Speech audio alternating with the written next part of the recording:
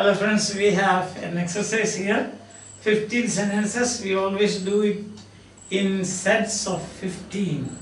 So covering all the aspects of the uses of the simple past. You remember, no?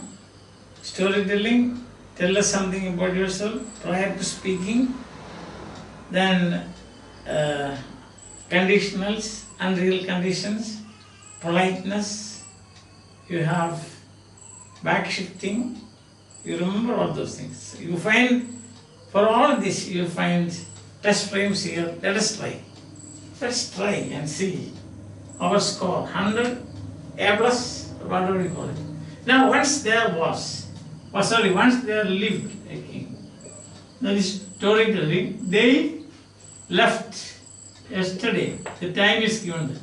Long ago, a monster hid himself here. Somewhere we can say here. Hid himself here. Did you want, that is politeness, did you want me to do this job? To do this job. So brackets here given. Use the correct form here. I won. Past tense. He said that he acted. That is back shifting.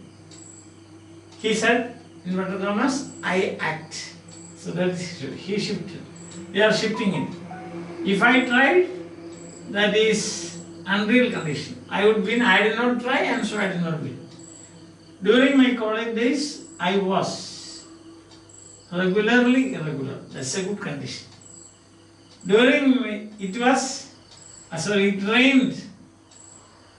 It rained last week. Last Friday, my friends visited the caves of wise men. And then you have got, did he really climb that tall tree? Now who said he came last year? Who said? Several people died last year. When we went there, he blessed us. And the last one, people said that he was a genius. He was a genius. Yes. It's clear now.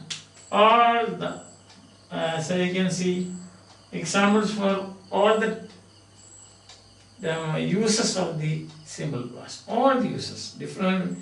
You have seen already, as I told you, we have got prior to speaking. Of course, that's very important. And the second one is politeness. See, did he say? Did I hear correct? Listen. Did I hear correct? Instead of asking pardon, did I understand you properly? Did I understand you properly? You can say. So that is your way of polite, to be polite.